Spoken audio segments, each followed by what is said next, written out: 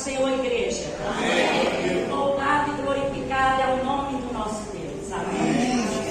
A palavra que o Senhor nos trouxe hoje é uma palavra de renúncia. E eu entendo o quanto é importante o cristão renunciar. Porque a vida do cristão, ela é feita de renúncia. Está entendendo, igreja? Amém. Quem entendeu, diga amém. Amém. Glória a Deus, aleluia. Vamos abrir a palavra do Senhor no Evangelho de Marcos, capítulo 10, versículos 17 e 22. Essa história nós vamos entender, né? Quando alguém renuncia, e a outra história, quando alguém não renuncia. E é muito importante porque aquele rapaz rico, ele não renunciou à sua riqueza, né? E quando Deus chamou Abraão, Abraão renunciou tudo para ouvir a voz de Deus. Amém, igreja? Diz assim a palavra de Deus. E pondo-se Jesus a caminho, correu um homem ao seu encontro e, ajoelhando-se, perguntou-lhe: Bom mestre, que farei para herdar a vida eterna? Jesus lhe respondeu: Por que me chamas bons? Bom, ninguém é bom senão um que é Deus. Sabes os mandamentos? Não matarás, não adulterarás, não furtarás, não dirás falso testemunho, não defraudará ninguém, honra o teu pai e tua mãe? Então ele respondeu: Mestre, tudo isso tenho observado desde a minha mocidade. E Jesus, fitando o amou e disse: Só uma coisa te falta. Vai, vende tudo que tens, dá aos pobres e terás um tesouro no céu. Então, vem e segue-me. Ele, porém, contrariado com esta resposta, com esta palavra, retirou-se triste, porque era dono de muitas propriedades, e todos digam amém. Amém. A palavra vem dizer que Jesus estava a caminho de Jerusalém, quando de repente um jovem chegou perto de Jesus e disse assim para Jesus: Mestre, o que faço para receber a salvação eterna? Porque a nossa salvação, ela vem pela graça e pela misericórdia de Jesus. Amém, igreja? Amém. E quando Jesus falou com ele dos mandamentos, ele já conhecia os mandamentos. Mas o primeiro mandamento é amar a Deus. Eu não ouvi, igreja. Amar a Deus acima de todas as coisas. Esse é o primeiro e grande mandamento. Mas quando aquele jovem ouviu a resposta de Jesus, que ele teria que vender tudo e dar aos pobres, ele se retirou, porque ele era dono de várias propriedades.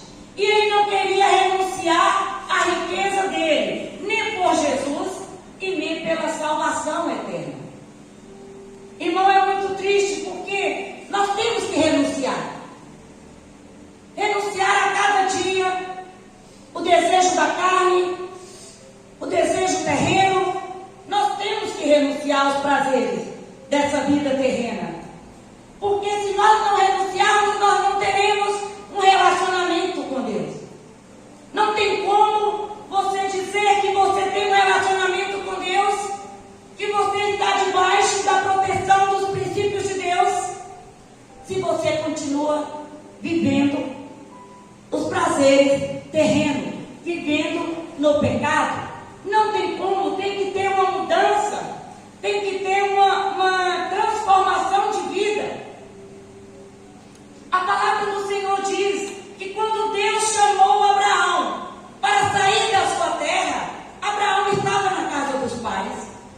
Naquela época, os pais de Abraão eram comerciantes, eles tinham, era como se fossem empresários, eles tinham condições boas.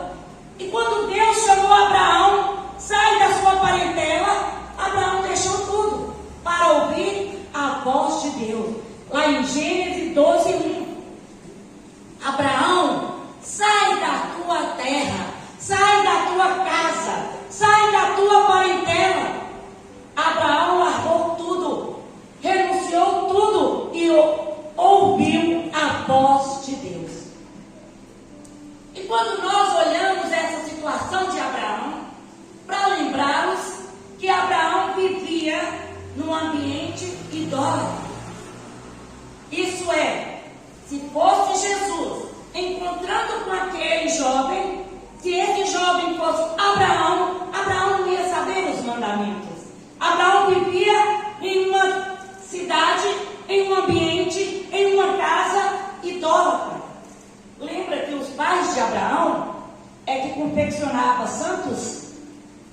Os pais de Abraão confeccionavam ídolos. E Abraão largou tudo e foi ouvir a voz de Deus. E eu creio que Deus quer abençoar você, minha irmã. Eu creio que Deus quer abençoar você, meu irmão. Mas é necessário fazer uma renúncia.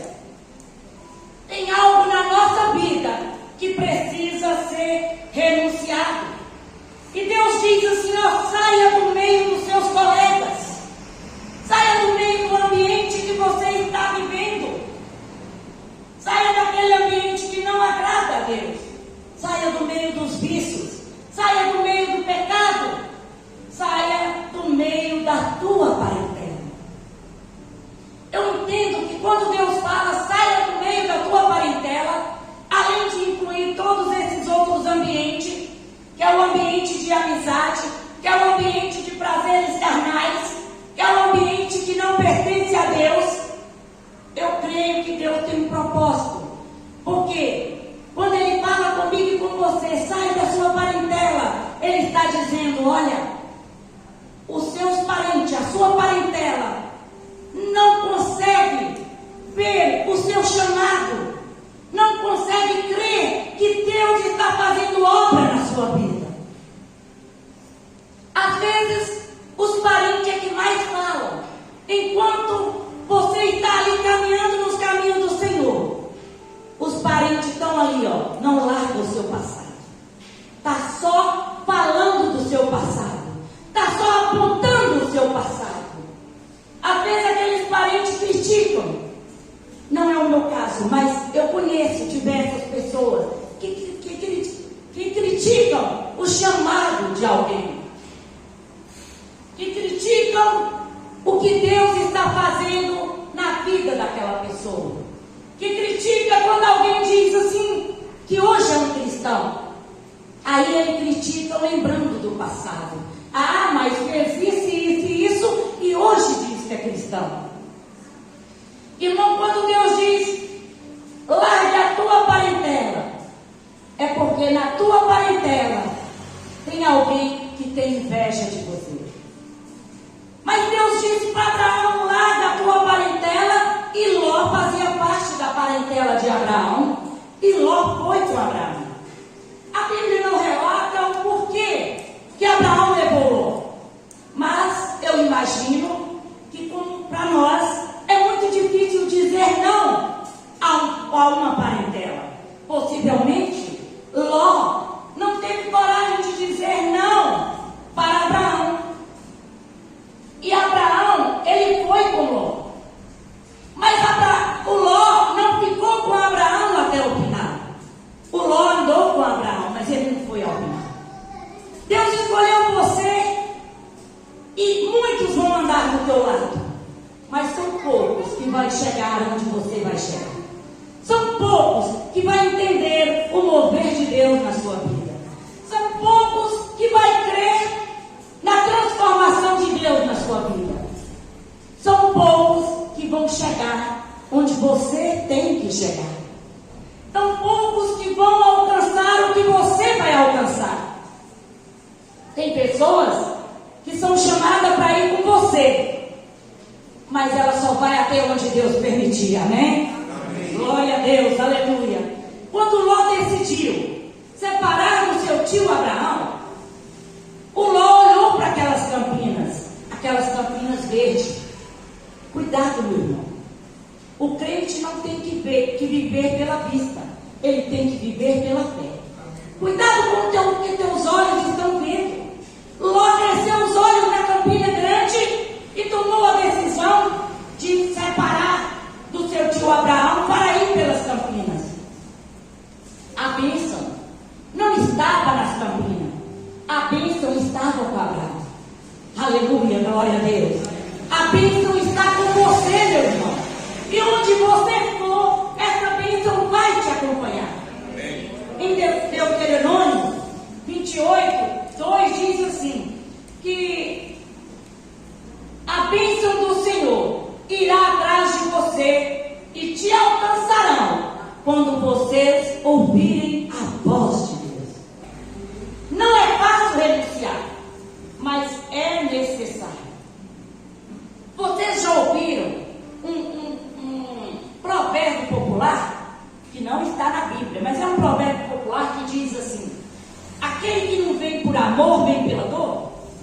Já ouviram, né? Não é verdade? Então eu vou dizer que quando o Senhor me escolheu, eu estava passando um momento de dor, um momento de tribulação. Eu vivi um período maravilhoso ao lado do Senhor, buscando o Senhor, e foi bênçãos e mais bênçãos na minha vida. E de repente eu deixei me levar. Eu nunca fumei, nunca bebi, mas eu amava aquele show sertanejo. E aí eu ficava com um pé no mundo, outro pé na igreja. Eu ia no show, eu ia na danceteria, eu ia para a igreja. E foi passando o tempo, e de repente, eu não sei se foi a palavra que me tocou, se foi a pregação, se foi alguém que chamou minha atenção, eu não me lembro. Mas hoje, quando o Senhor estava me dando essa palavra, eu me lembrei dessa situação. E de repente, eu falei: Jesus, eu não quero ir para o inferno. E eu comecei a preocupar com minha salvação. Eu falei: eu não quero ir para o inferno, Senhor. Eu preciso consertar a minha vida diante do Senhor. E eu comecei a renunciar aos convites que me faziam para ir para o show, renunciar aquelas baladas de danceteria. E eu comecei a renunciar e buscar o Senhor. E o Senhor começou novamente a abençoar a minha vida, a transformar a minha vida. E eu comecei a ter intimidade com o Pai Celestial. Mas Deus não nos quer pela metade. Ele nos quer por inteiro. Lembra-se que você não deve. Eu era jovem. Imagina que quando eu conheci Jesus, há 35 anos atrás, né? Não precisa falar a minha idade, mas há 35 anos atrás eu era jovem. Amém? Amém, igreja? Amém. E o Senhor me deixou eu ir, porque foi uma escolha que eu fiz. O jovem rico teve uma oportunidade de escolher o que era certo, escolher a salvação, mas ele preferiu a riqueza.